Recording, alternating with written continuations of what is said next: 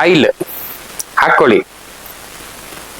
Grease ಹಚ್ಕೊಳ್ಳಿ, waste ತಗೊಂಡು ಒರೆಸ್ಕೊಳ್ಳಿ.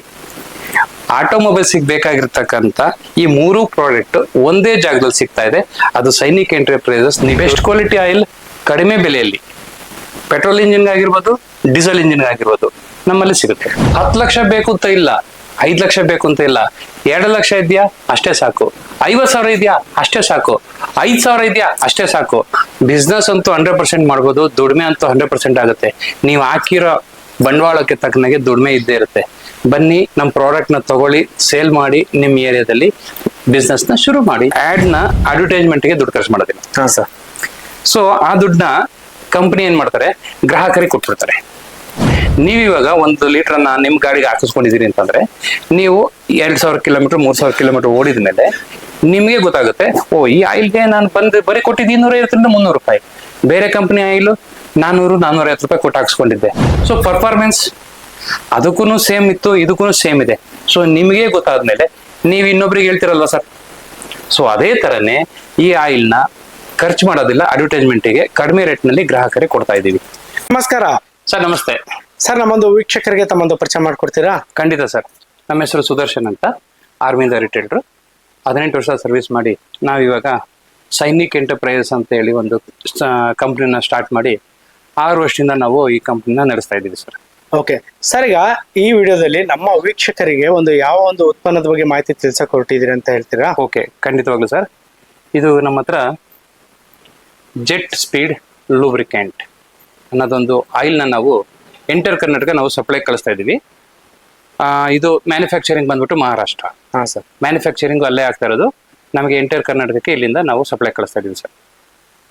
ಇದರದ್ದು ಮಾಹಿತಿ ನಾನು ಕಂಪ್ಲೀಟಾಗಿ ಹೇಳಬೇಕು ಅಂತಂದರೆ, ಇದರಲ್ಲಿ ಆಯಿಲ್ ಬರುತ್ತೆ, ಗ್ರೀಸ್ ಬರುತ್ತೆ, ಪ್ರತಿಯೊಂದು ಹೈಡ್ರಾಲಿಕ್ ಆಯಿಲ್ ಬರುತ್ತೆ, ಗೇರಪ್ ಆಯಿಲ್ ಬರುತ್ತೆ, ಟ್ರಾನ್ಸ್ಮಿಷನ್ ಆಯಿಲ್ ಬರುತ್ತೆ, ಮತ್ತು ಇದರಲ್ಲಿ ಸಿಂಥೆಟಿಕ್ ಆಯಿಲ್ ಬರುತ್ತೆ, ಸೆಮಿ ಸಿಂಥೆಟಿಕ್ ಆಯಿಲ್ ಬರುತ್ತೆ.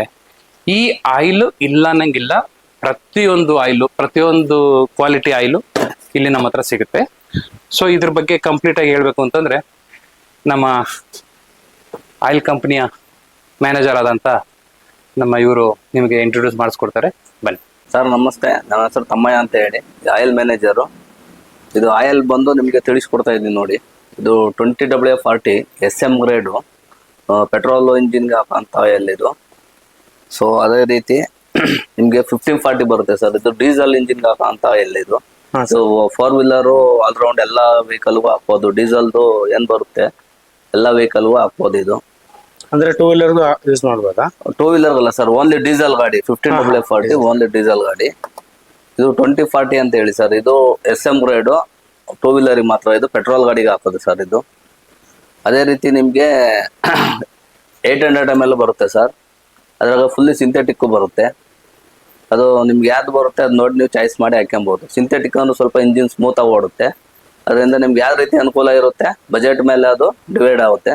ನೀವು ಮಾಡ್ಕೊಂಡು ಅದು ಯೂಸ್ ಮಾಡ್ಬೋದು ಸರ್. ಈಗ ಬೇರೆ ಕಂಪನಿ ಆಯಿಲ್ಗೂ ಮತ್ತೆ ನಿಮ್ಮ ಒಂದು ಕಂಪನಿಯ ಆಯಿಲ್ಗೂ ಏನ್ ವ್ಯತ್ಯಾಸ ಇದೆ ಸರ್? ಸರ್, ಒಳ್ಳೆ ಪ್ರಶ್ನೆ ಕೇಳಿದ್ರಿ ಸರ್. ಆಯಿಲ್ನಲ್ಲಿ 2 ಥರ ಕ್ವಾಲಿಟಿ ಬರುತ್ತೆ. ಒಂದು ಬೇಸ್ ಆಯಿಲು, ಇನ್ನೊಂದು ರೀಸೈಕ್ಲಿಂಗ್ ಆಯಿಲ್. ಇದು ನಮ್ಮ ಕಂಪ್ನಿದ ಏನಿದೆ ನೋಡಿ, ಇದು ಕಂಪ್ಲೀಟ್ಲಿ ಬೇಸ್ ಆಯಿಲ್. ಕ್ರೂಡ್ ಆಯಿಲಿಂದ ಬೇಸ್ ಆಯಿಲ್ ತೆಗಿತಾರೆ, ಬೇಸ್ ಆಯಿಲಿಂದ ಈ ಒಂದು ಪ್ರಾಡಕ್ಟ್ನ ತೆಗಿತಾರೆ, ಗ್ರೇಡ್ ವೆಸಲ್ ತೆಗಿತಾರೆ. ಇನ್ನೊಂದು ರೀಸೈಕ್ಲಿಂಗ್ ಆಯಿಲ್. ಹಳೆ ಆಯಿಲ್ನ ತಗೊಂಡೋಗ್ತಾರೆ, ಅದನ್ನ ಮತ್ತೆ ರೀಫಿಲ್ಟರ್ ಮಾಡಿ ಮಾರ್ತಾರೆ. ಅದು ತುಂಬಾನೇ ಕಡಿಮೆ ರೇಟಿಗೆ ಸಿಗುತ್ತೆ. ಆದರೆ ಅದು ಒಂದು ಗಾಡಿಗಳಿಗೆ ಒಂದು ಈ ನಿದ್ದೆ ಮಾತ್ರ ಕೊಟ್ಟಂಗೆ, ಯಾವಾಗ ಏನಾಗುತ್ತೋ ಗೊತ್ತಿಲ್ಲ, ಓಡೋವರೆಗೂ ಚೆನ್ನಾಗಿ ಓಡುತ್ತೆ.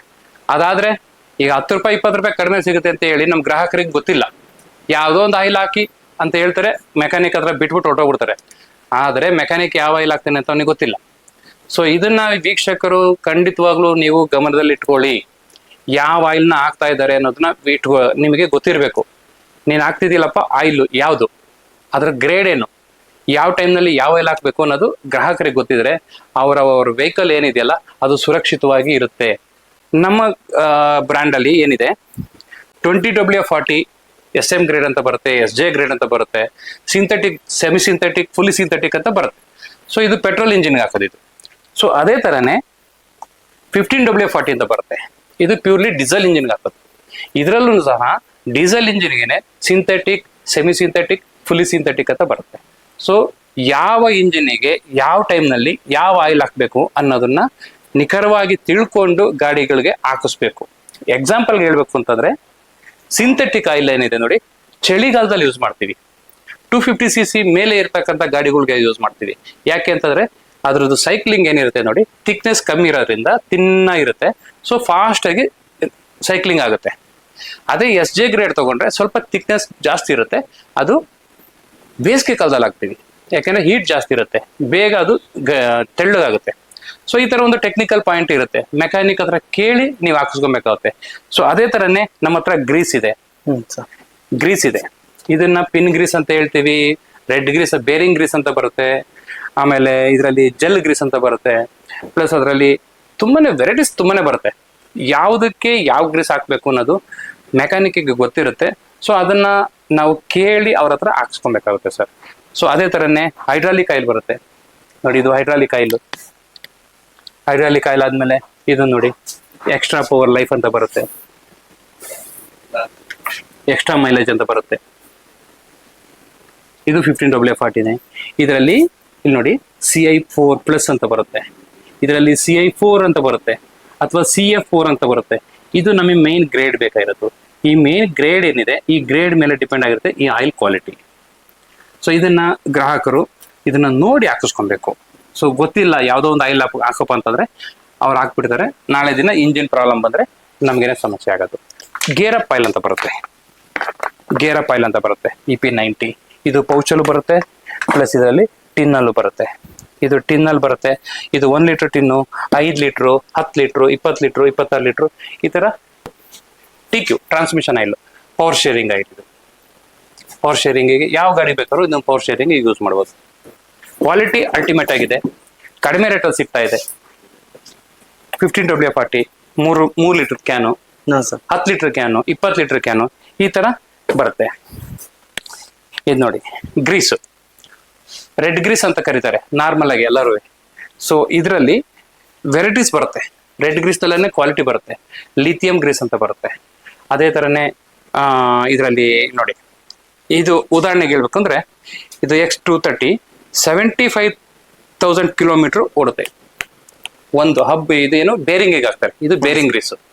ಸೊ ಈ ತರ ಕ್ವಾಲಿಟಿ ಇರ್ತಕ್ಕಂಥ ಗ್ರೀಸು ಕಂಪ್ನಿಗೆ, ಬೇರೆ ತುಂಬಾ ಕಂಪ್ನಿಗಳಿದಾವೆ, ಕ್ವಾಲಿಟಿ ಸೇಮ್ ಇರುತ್ತೆ. ಆದ್ರೆ ಪ್ರೈಸ್ ವೈಸ್ ನೋಡಿದ್ರೆ ನಮ್ದು ತುಂಬಾ ಕಮ್ಮಿ ಇರುತ್ತೆ. ಪ್ರೈಸ್ ಏನು ಕಮ್ಮಿ ಇದೆ ಅಂತ ನೀವು ಕೇಳಲೇ ಇಲ್ಲ. ಸೊ ನಾನೇ ಹೇಳ್ಬಿಡ್ತೀನಿ. ನೋಡಿ ಸರ್, ನಮ್ಮ ಕಂಪನಿಯವರು ಯಾವುದೇ ಆಡ್ನ ಅಡ್ವರ್ಟೈಸ್ಮೆಂಟ್ಗೆ ದುಡ್ಡು ಖರ್ಚು ಮಾಡೋದಿಲ್ಲ ಸರ್. ಸೊ ಆ ದುಡ್ಡನ್ನ ಕಂಪನಿ ಏನ್ ಮಾಡ್ತಾರೆ, ಗ್ರಾಹಕರಿಗೆ ಕೊಟ್ಬಿಡ್ತಾರೆ. ನೀವಿವಾಗ 1 ಲೀಟರ್ನ ನಿಮ್ ಗಾಡಿಗೆ ಹಾಕಿಸ್ಕೊಂಡಿದ್ದೀರಿ ಅಂತಂದ್ರೆ, ನೀವು 2,000 ಕಿಲೋಮೀಟರ್ 3,000 ಕಿಲೋಮೀಟರ್ ಓಡಿದ ಮೇಲೆ ನಿಮಗೆ ಗೊತ್ತಾಗುತ್ತೆ, ಓ ಈ ಆಯಿಲ್ಗೆ ನಾನು ಬಂದು ಬರೀ ಕೊಟ್ಟಿದ್ದು 250ರಿಂದ 300 ರೂಪಾಯಿ. ಬೇರೆ ಕಂಪನಿ ಆಯಿಲ್ 400-450 ರೂಪಾಯಿ ಕೊಟ್ಟು ಹಾಕ್ಸ್ಕೊಂಡಿದ್ದೆ. ಸೊ ಪರ್ಫಾರ್ಮೆನ್ಸ್ ಅದಕ್ಕೂ ಸೇಮ್ ಇತ್ತು, ಇದಕ್ಕೂ ಸೇಮ್ ಇದೆ. ಸೊ ನಿಮಗೆ ಗೊತ್ತಾದ್ಮೇಲೆ ನೀವು ಇನ್ನೊಬ್ರಿಗೆ ಹೇಳ್ತಿರಲ್ವ ಸರ್. ಸೊ ಅದೇ ತರನೇ ಈ ಆಯಿಲ್ನ ಖರ್ಚು ಮಾಡೋದಿಲ್ಲ, ಅಡ್ವರ್ಟೈಸ್ಮೆಂಟಿಗೆ ಕಡಿಮೆ ರೇಟ್ನಲ್ಲಿ ಗ್ರಾಹಕರಿಗೆ ಕೊಡ್ತಾ ಇದ್ದೀವಿ. ಸೊ ಅವರು ಹಾಕಿಸ್ಕೊಂಡು ಯೂಸ್ ಮಾಡಿ ಇನ್ನೊಬ್ರಿಗೆ ಹೇಳಿದಾಗ ಸೊ ಅಲ್ಲೇ ಪಬ್ಲಿಸಿಟಿ ಅಲ್ಲೇ ಆಗೋಯ್ತಲ್ವಾ. ಹೌದು ಸರ್.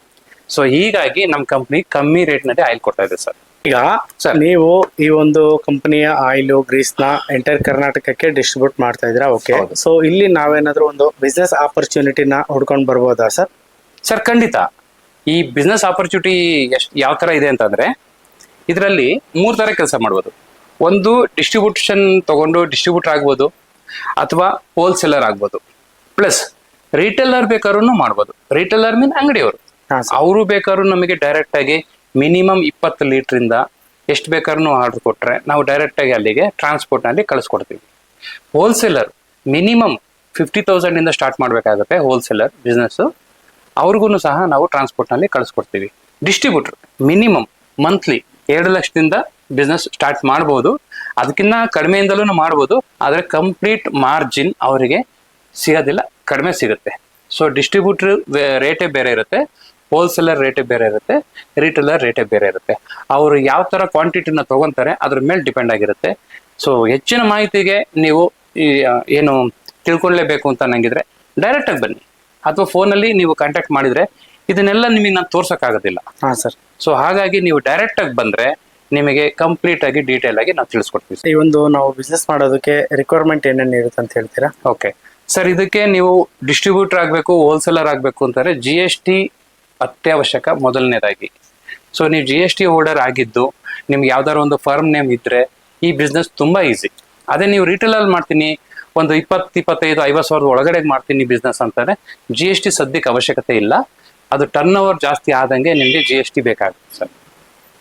ಓಕೆ, ಈ ನಿಟ್ಟೂರಲ್ಲಿ ಆಗಿರ್ಬೋದು ಅಥವಾ ಗುಬ್ಬಿಯಲ್ಲಿರೋರು ಆಗಿರ್ಬೋದು ಈ ವಿಡಿಯೋ ನೋಡ್ಬಿಟ್ಟು ಅಲ್ಲೇ ಸೊ ಇಲ್ಲಿ ಹತ್ರದಲ್ಲಿ ಈ ತರ ಒಂದು ಆಯಿಲ್ ಸಿಗುತ್ತಲ್ಲ ಅಂತ ಬಂದು ಕೇಳಿದ್ರೆ 1 ಪೀಸ್ 2 ಪೀಸ್ ಕೊಡ್ತೀರಾ ಸರ್? ಖಂಡಿತ ಸರ್. ಅವ್ರು ಅಲ್ಲಿಂದ ಅಷ್ಟು ದೂರದಿಂದ ನಮ್ಮನ್ನ ಹುಡ್ಕೊಂಡು ಬಂದಿದ್ದಾರೆ ಅಂತಂದ್ರೆ ಅವರು ಗ್ರಾಹಕರೇ ದೇವರು ಅಂತ ನಾವು ಒಂದು ವಾಕ್ಯ ಏನ್ ಹೇಳ್ತೀವಲ್ಲ, 1 ಲೀಟ್ರಿಗೆ ಬಂದ್ರು ಅವರು ನಮ್ ಗ್ರಾಹಕರೇ ಅಲ್ವಾ.